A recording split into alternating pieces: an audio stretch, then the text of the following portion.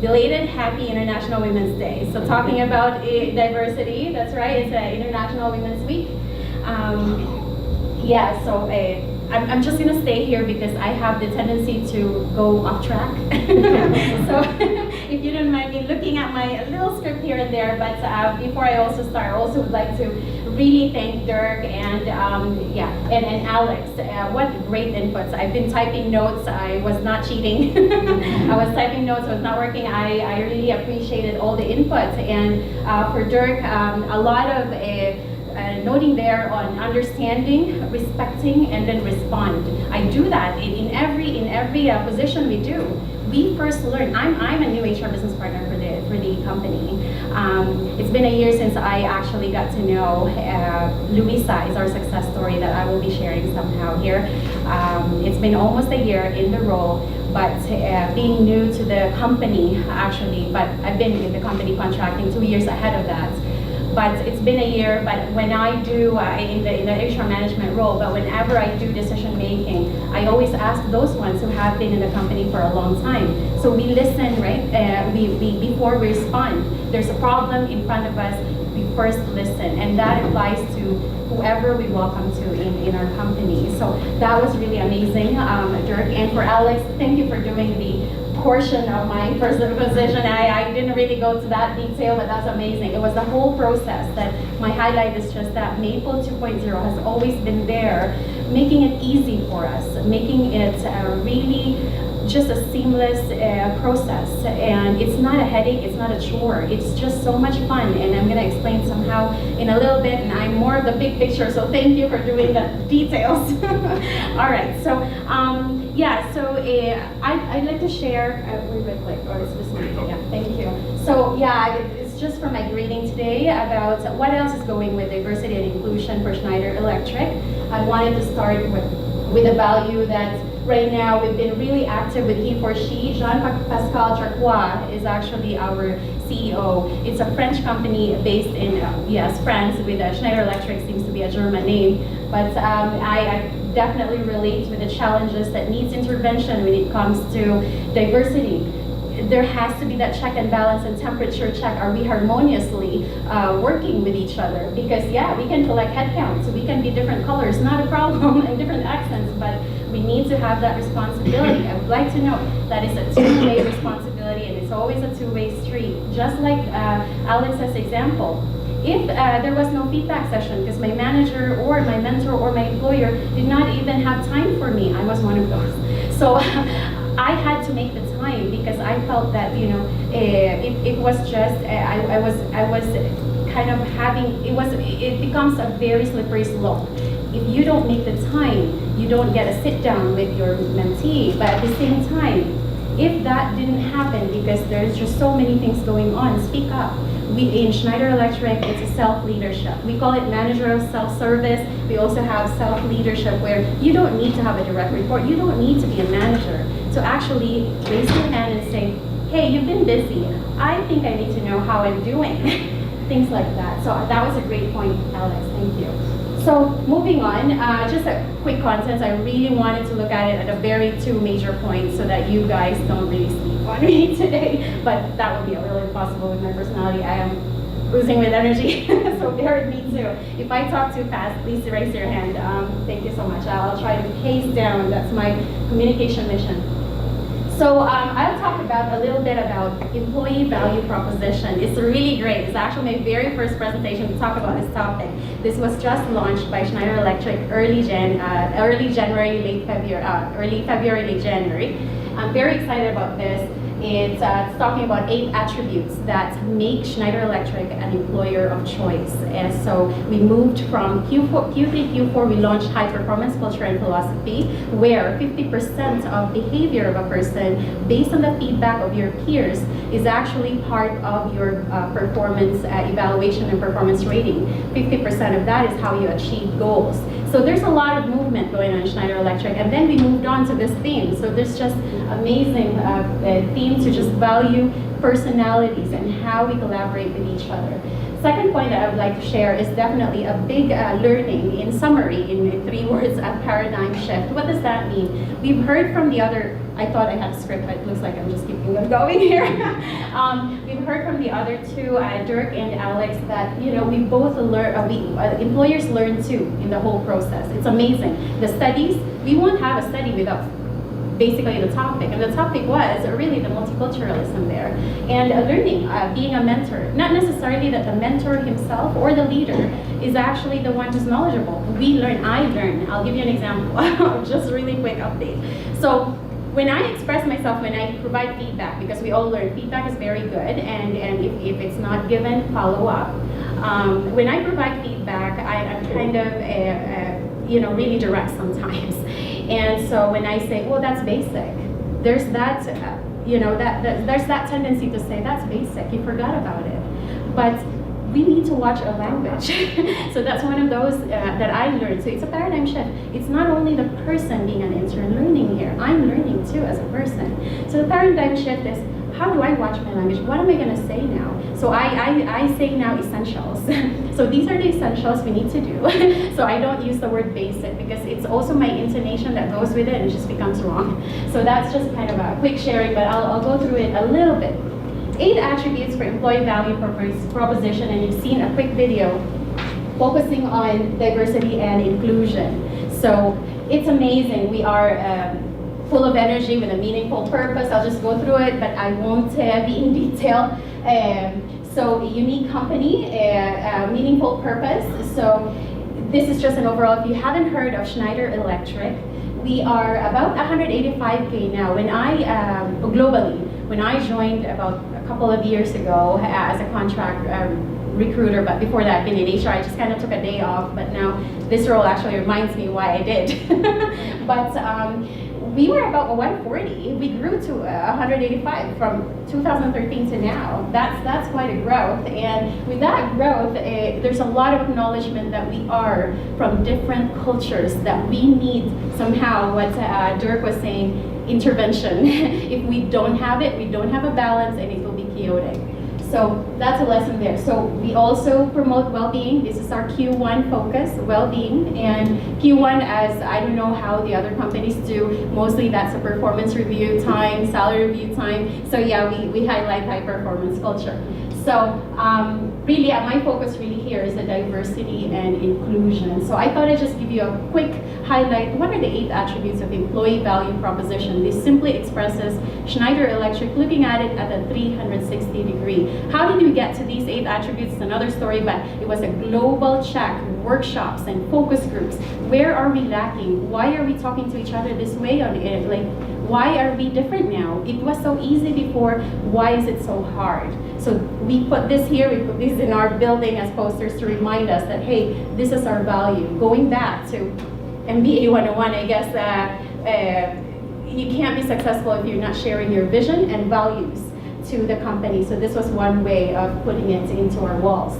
So focusing on diversity and inclusion is just really, Maple 2.0 has been our biggest promoter for that, so thank you. What happened? Okay, so my learnings in a paradigm shift, I focus it into a few pointers here, and in my script I was typing here that, hey, I didn't get commissions out of this. It seems that I'm promoting Maple 2.0 very much, but really I think this is really something that a program that may have been taken for granted a little bit. This talk and this celebration today is really valuable. We really, if you experience it firsthand, you would really get to experience these bullet points. So I'll go through quickly and then explain that. So diversity, I don't need to explain that. Alex talked about cost efficiency. So there was not much of a budget for any for some companies or most companies during economic downturn. But I wouldn't stop there. I wouldn't stop there at all. It's also risk mitigation. Other than cost efficiency and risk mitigation, what does that mean? Let me just back up a little bit here, and I'll go back to this major slide. I have very few slides, promise. So, oh, sorry, I did that again.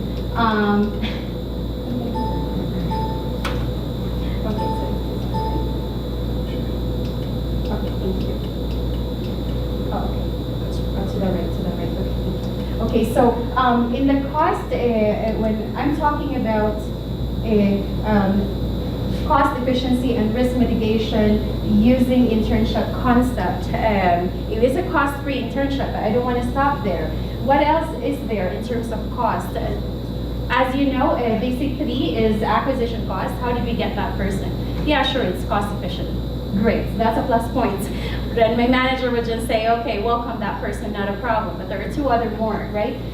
Training costs, time investment in training and departments trainer, time and labor costs. That one was probably more of an indirect cost, but that definitely is always present. And the third point that I just would like to talk about cost is the risk of loss, or what we may call as attrition and retention costs. So what does that mean? So I like the sharing of Alex about 1 production and 1 HR. In my success story, it was more of an HR position. So not much on needing training there too, because there's also a highlight there and a good message that just because these are interns doesn't mean they don't have the experience. Alex talked about 10 years plus qualification. That's about kind of really a good intermediate kind of experience that I had with Luisa, my intern, and now she's part of our team. But really, this one is, I'm talking about, it depends on the position and the company need. In my case, it worked for me. Why? Because I didn't really have that much of a training need on that end, because she already had experience. In our software team, I support software team global solutions that I talked about 180, about that number of people around the world. If we were to make it as a software developer, then that's a different story. It takes about, for a software developer on our end, at least 18 months to really be functional. So it wouldn't work that way, but in this case, it really helped. So I would like to just highlight here that yes, number 1 and 3 are check. Definitely not risk of loss in the cost, because it's a cost-free internship. The second point is really even in any activity that you do anyway, it exists, but where's the value there if it did exist? The value there goes back to my other slide. There's driving culture, and well, the transition and setting stage made easy. That was already expressed by Alex. I won't waste your time on that, but I will comment definitely that it's been a great process with Maple 2.0, as seamless as what Alex has expressed. So thank you. So regarding point number 2, just justifying. Oh well, you always have to have one-on-one with this person. You're going to provide feedback. That's time. If you're on an hourly basis of decision making and meeting with strategic partners or things like that to make business decisions and make recommendations, is it a waste of time to make one-on-one with that person? Not really. So what I would like to share here is that it has helped us drive our culture, providing engaging and empowering experience. How is that? In my experience, Luisa, in our success story, she was from Colombia, came here to Canada, and she had a lot of HR years of experience, just equivalent to probably what I do. So then we were able to give her a good project, a good mission, and it was to create a career matrix. There's trust. We shared her the trust right away. Okay, you have a timeline, you have an internship, your project will be to complete a career matrix. How did we get to the Career Matrix project? In Schneider Electric, we have this One Voice survey. It's called One Voice, but really it's an engagement index to find out what is the feedback among employees. How happy are you? And that's basically the measure for me. It's a success measure for me. How happy are you? Would you be proud to be part of your team? Would you be recommending Schneider Electric to your team right now? So that engagement index actually led us to a feedback where, why should I don't know where I'm going in my company. I don't know what's my next step. Luisa then came in on board. We then gave her that project. We need a mapping. We need succession planning. Where are they going? Is it moving up the ladder or just moving across different lanes? She calls that swim lanes, different departments, and you just wanted something new. So what are those? So she put that together. She spearheaded it. Of course, there were, HR meetings, at least an hour to 2 hours weekly, and to give her guidance. It's not expected that she knows the company, but we gave her that responsibility to handle, facilitate workshops. She did focus groups. So So we called it the project team, which was having members of the project team were each representing one head was representing a specific department. And we're talking about a global company where the major team is actually located in Calgary, in Quarry Park. So that was great for her. And we made her, we let her present it to the VP themselves, to the decision makers.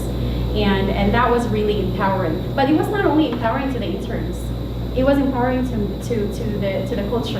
And why is that? So there's a lot of feedback that I got, other than myself, because I've been in Canada for 10 years and I was a landed immigrant myself. So I kind of expected that there will be learning back and forth. But I was really, it's just classic and it is timeless to have feedback that colleagues, managers that she worked with, subject matter experts would say, she really has a nice way of putting it together when she communicates. How does she do that? And then they start talking about, well, she's from Colombia, maybe they're sensitive, maybe they're, who cares? So she's just good, right? So there's an open-mindedness.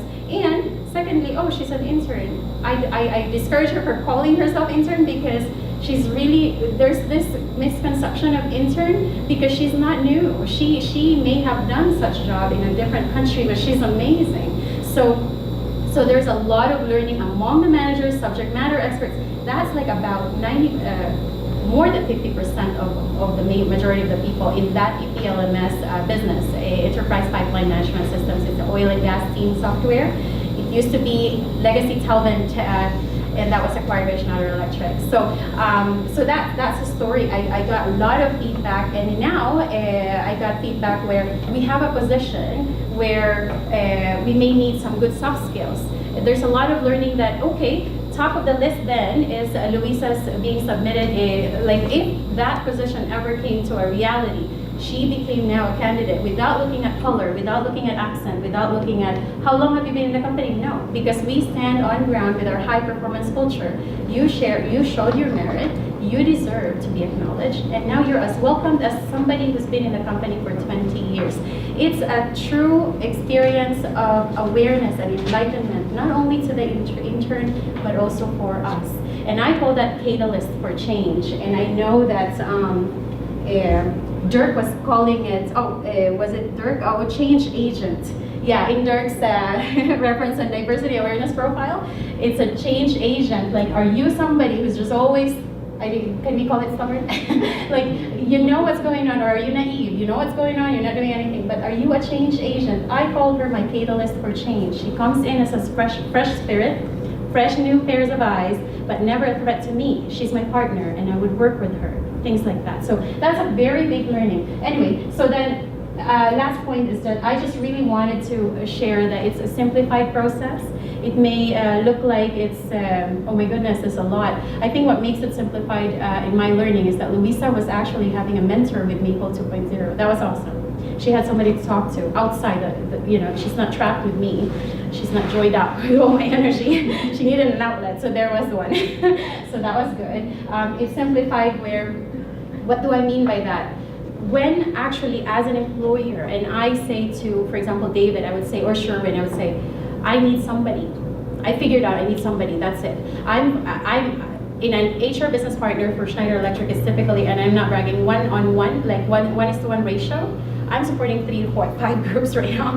It's the only reason why I got an assistant, and I got an exemption. But it took me a whole battle for that, or maybe 2 other HR business partners before me were how do you call this? Were proposing for such, and they were never approved. So how did I get that? So literally, I'm not exaggerating, I did this to my manager. He's located in Lake Forest, California, and I said, if I'm not having Luisa, you might as well not give me anybody. That's how powerful it was. And I was thinking, okay, I'm reaching towards 3 months of this position. This is not gonna be sustainable. I need somebody. So when I proposed that, I really said that just because you don't see, because he's then getting the resume. Let me see the resume. Oh, no Canadian experience, no North America, things like that. But it is a learning, and so now that she's shining, let her shine and trust her. then that was a learning all over, not only in Calgary. My manager in Lake Forest, California reports to Singapore, VP of HR. It just trickles down from there, and we're making a difference one day at a time. So that's my sharing team, and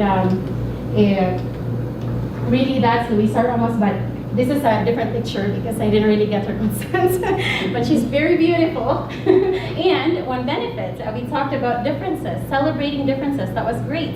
And she's bilingual, that's amazing. So there's this also, I wanted to, to the team who are looking to grow, and am I over time now? I'm almost done. Oh, So, yeah.